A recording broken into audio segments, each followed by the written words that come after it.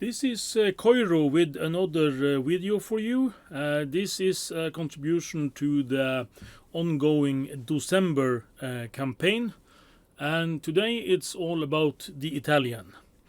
Olivetti has been around as a computer manufacturer since they introduced their first transistor-based computer back in 1959. And they have led sort of a tangled life when it comes to computers, and have mangled in a lot of different fields. From large mainframes to calculators and copiers and stuff. And in 1983 they was among the first to make an IBM clone when they launched the M24 series of computers, and an 8 MHz 8086 processor, and was quite ahead of some of the competition back in the day. In USA, this was sold as the AT&T 6300, and also in some cases as the Xerox 6060. Olivetti was also one of the biggest shareholders of the Acron company, as they bought 51% of the company in 1985. And for those who don't know, Acron was the company that owned the BBC, Acron and Archimedes brand of computers. And they later went on to develop the ARM processor core that's now found in almost every mobile device these days. And I would think that they might have a slight regret of selling those shares back in the day. But in the PC business they are mostly remembered for their design and originality when they made computers. And this is witnessed by the Olivetti Quaderno and the M15 laptops that I showed in the lineup video. And the end of PC area for Olivetti was when they backed the wrong horse and went for the IBM microchannel technology instead of sticking with the ESA bus.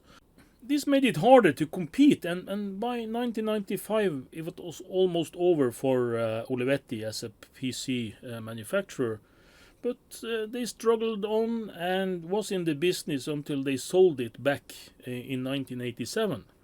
But today it's all about my last Olivetti computer that you haven't seen yet. So say hello to the M380/C computer.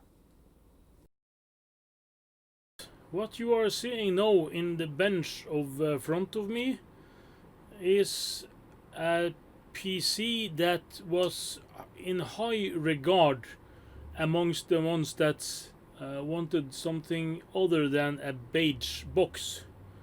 Olivetti, the Italian manufacturer of computers, has always had different style on their boxes. So even though this is a square box, they always managed to make something special about it. Did things their own way. This keyboard, among other things, is a really nice looking keyboard, but the connector to the computer is actually a 9-pin D-sub. And this mice, it not be the most stylish among the critters, but this was actually part of things Olivetti was known for. They went their own ways. And this texture here in front that you can see on this camera, they had this brownish beige color on details. It's kind of the same color that was on the breadbox C64 actually. And this is an M380C personal computer from Olivetti. I have never turned it on. I got this computer from someone that was turning this out for scraps. I don't have much in the way of Olivetti. This is actually my third Olivetti. I have the Quaderno and I have the M15 and I have this. So let's try to turn it on. And I can hear the hard drive is starting up and starting to turn, and we see the power light is on.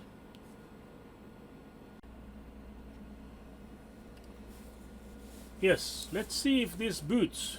Okay, i386 extended memory, so this is 4 megabyte of memory, and everything seems to pass. Okay, fix this. Okay, floppy disk present, primary bootstrap, high mem testing extended memory. EGA register interface version. This is kind of strange because it's an VGA card in this machine, and it's connected to a VGA monitor. We can see that this computer was booting into Lantastic.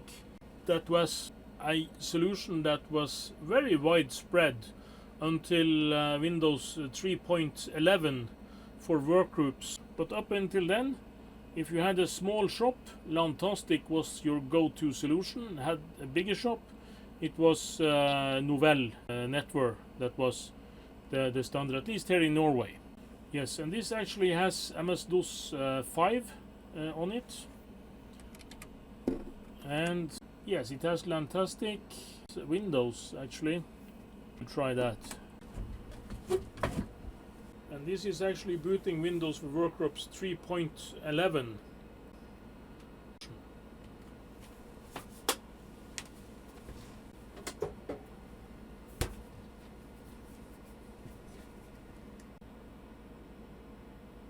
It took quite some time to boot into Windows, but let's test the mice to see if this actually is working, and it is. It seems to me that this computer is almost empty, and that it's a fresh install of almost everything. But yes, that's just as good, because I don't like to get a computer with a lot of personal data and other stuff that I have to make special precautions to take care of. So it's actually quite nice that someone has bothered to make a reinstall of this computer before they actually threw it away. This is the keyboard, and as you can see, it's in really good condition. It's some dirt on some of the keys, and you can also see this mice close up. It's a bit dirty, it needs a good cleaning, but otherwise this looks really well looked after. And you can see this mouse is actually made by Logitech back in the day. If we take a walkthrough of the machine, it has 3.5-inch floppy. You can actually see the drive light from the hard drive probably inside this drive bay. And true to their origin, they have a volume knob, they have a reset button, and here over here is the power button, and they have some light here. I'm not sure what it is, and this is a lock light. It will light up if this actually get locked by this key. I don't have the key, so thankfully it was not locked. Up close you can see the badge, Olivetti Personal Computer M380C. And as we saw on the post screen, this is a 386. But let's open this up and see what's inside. As you can see here, this is the keyboard connector, and it's really special. And Olivetti brand and made in Italy. And it's only using 5 pins on this 9-pin D-sub. So it probably is the same signal as in a DIN or PS2 keyboard, but they had to go their own ways, the Italians from Olivetti. This mice connector is the Microsoft BusMus standard, and that was a standard that was developed before the PS2 standard mouse connector came along, and this was quite the norm back in the day. And I have several old computers that use this standard for mouse, and I also have a ISA interface card with this connector, and this was quite common back in the day, and when you bought the mouse you also got the interface card. Before we take off the lid, just a short walkthrough from the back. Olivetti badge, power supply connectors, and this is the keyboard connector. And you can see over here you have parallel interface, you have serial interface, you have this VGA card, you have this mice interface. Probably this is a loose card that's added to the machine afterwards. The Lantastic network adapter. This might be another parallel interface for printers, Centronics or so on, or this may be for some other external equipment. Back in the day, a lot of equipment used this 25 pin standard, SCSI among others. Now we will try to take this apart, and as you can see there are some screws in the back. So first I will take off this cover, and then I will try to see what else might have to be removed. They have flat screws in the back, which can make me show you another one of my Galo screwdrivers. When I taken the cover off, the machine looks not at its best, but you can see there is a huge Pabst fan. Pabst is considered to be one of the all-time quality manufacturers of fans, and they was considered to be the best with quality bearings and as silent as a fan could be back in the day. And when the back cover was removed, the cover slid easily forward, and on the inside of this we are actually in for a surprise. This computer actually consists of a back plane. You have this back plane with ISA slots, and you have some special slots that's going further out in the back. You also have in the back here, you have some battery cells, that's special cells. They don't seem to be leaking. And this is an MFM or RLL, a hard drive controller. Also you can see that the mice adapter was, as I said, this is a separate card. The LAN adapter is a separate card, and this is actually a newer model network card, because back in the day when this computer was made, a network card for 16-bit would be a card that was really big with a lot of components on. This is a rather small card, and it actually looks like it's software configurable. That's also something that was unheard of back in the day. It was a lot of jumpers to configure the network card. And this looks like an interface card of some sort. Maybe it's parallel, maybe some other. Let's take it out and see.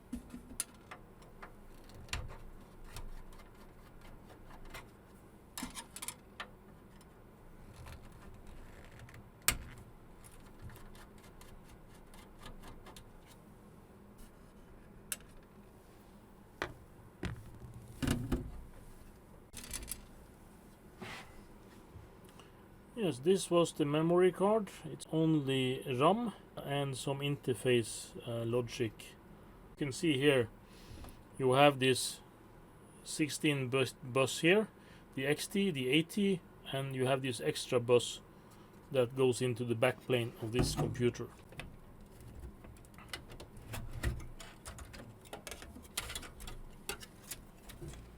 And this is a Western Digital interface card for hard drives. Nothing special about that. This is, I really don't know what this interface card is. I think it lacks some components to be a parallel adapter, but a parallel adapter is really a quite simple thing, but they normally have this special chip to control it. So this I will look further into and see if I can find some info.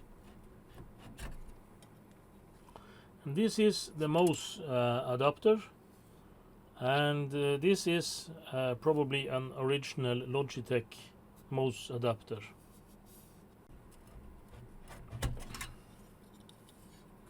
And this is an Artisoft network card. It's nothing special about it.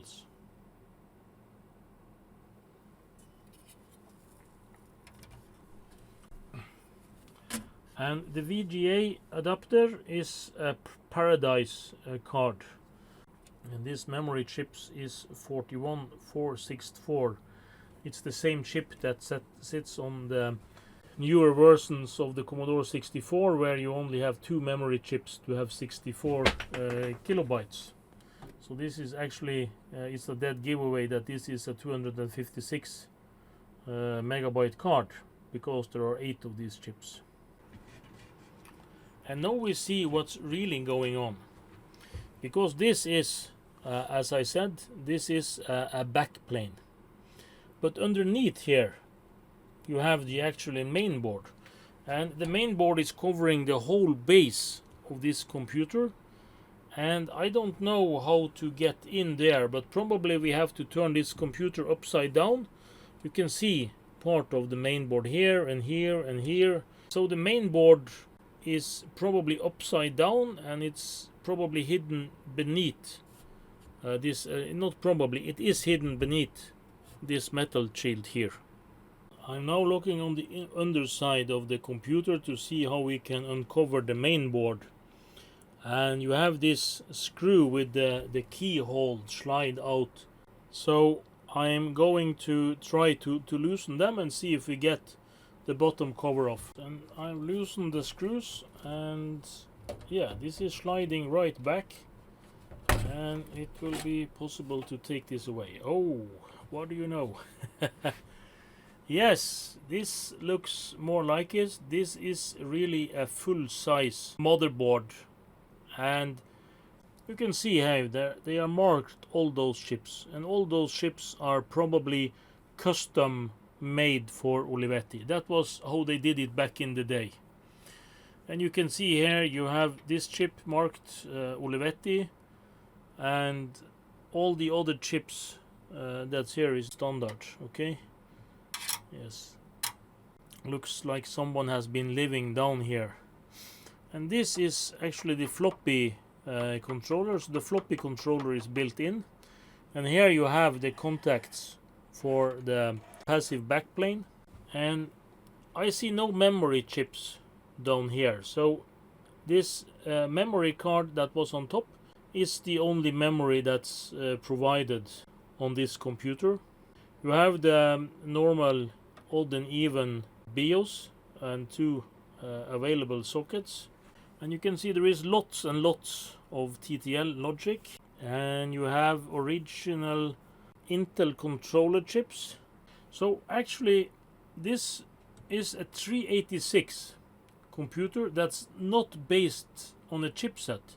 It uses all standard Intel chips and their own proprietary chips here. So everything in this computer is made of discrete logic, no chipsets whatsoever. This is really an impressive computer. I will try to get some close-ups if anyone is interested. This webcam is not very good in focusing.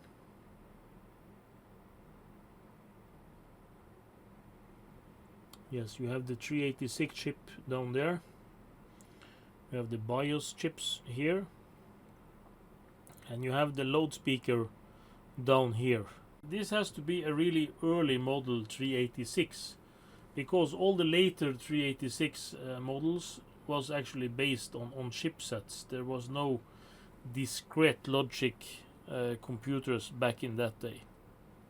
I'm not totally sure what to make of these markings, but this is a 20 MHz 386, and some of the date codes on some of the chips that I see here is 87 and 88. So as you can see of this sticker, this computer has a date code of 1988, and that is a real early 386. There are some electrolytic capacitors on this board, and I'm not sure if this is actually some corrosion I'm seeing here, or if just coloring of the plastic, but to me this board looks in really good overall condition. And there is one capacitor there, and there is one over here, and they look good, and they're three more over here, and they all look good. This will be the last picture of the bottom of this computer before I start to put it all together again. This lithium cells was made by Sanyo back in 1988, and each of them should be 3 volt. The total output of these 2 cells is now approximately 2 volts. So they lost quite much of their power, and I think the threshold, the downwards threshold to keep track of the CMOS settings is about 2 volts. So they're going to lose it now. I will see into what I can do to change them in a safe way. This VGA card was actually put in an 8-bit socket, and some of the early VGA adapters was actually able to cope with that. I would think that 80 VGA adapter would perform at least 30-40% more, because you was able to transfer 16 bits at a time. But this card has been in this computer for God knows how long, and it has only been using 8 bits, so it's not up to us to change it. I have put all the cards back in the machine again in exactly the same orientation and the sockets that they was put in before.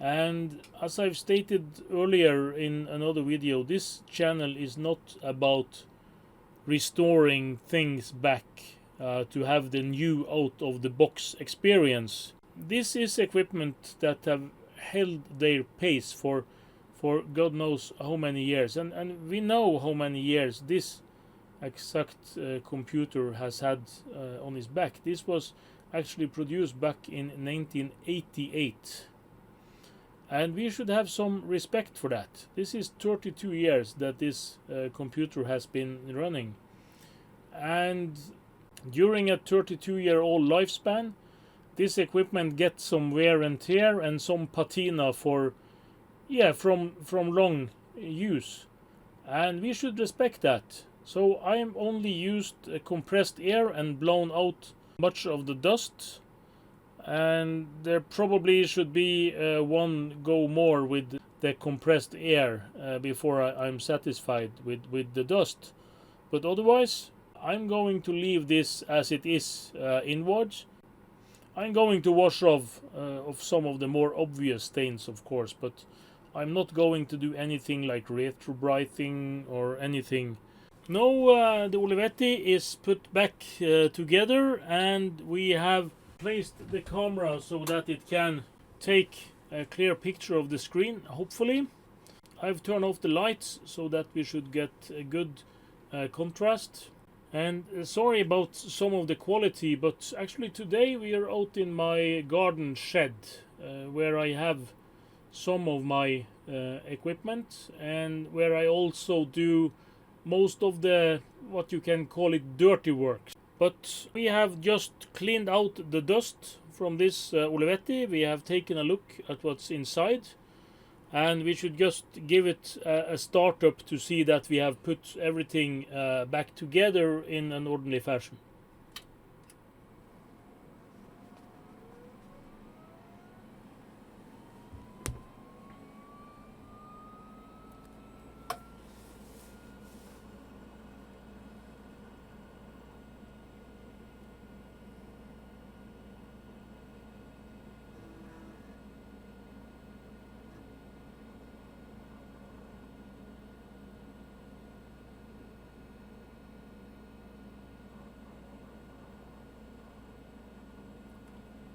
Yeah, we can now see that it's booting into the DOS and all the Lantastic drivers. That's probably soaking up a lot of the memory, at least the lower DOS memory. This is a computer that was built in 1988. So that's 32 years ago. And 32 years ago, and the price point for a 386 back in that day, it was astronomical. In Norwegian krones, it would cost more than 40,000 that was not something for everyone. So it was not sold a lot of these computers, and they were sold to businesses. So there is not many left of these computers, and I'm really thankful for that this actually is working as good as it is. It seems actually like it has no flaws at all. The mouse is working, the keyboard is working, the power supply is working, and the motherboard is working. And this is a huge undertaking to make electronics that lasts for 32 years without changing a single component. All in this computer looks totally original. So I'm happy to have it, and I will say a special hello to my friend Kurt Hansen, that was working with these computers back in the day. And Kurt was working for this Norwegian company that sold Olivetti computers in a lot of years. So thanks for watching. I hope you enjoyed this video. There is not much other information about this computer out on the internet, so hopefully you have learned something. I at least have learned a lot about this computer. So thank you.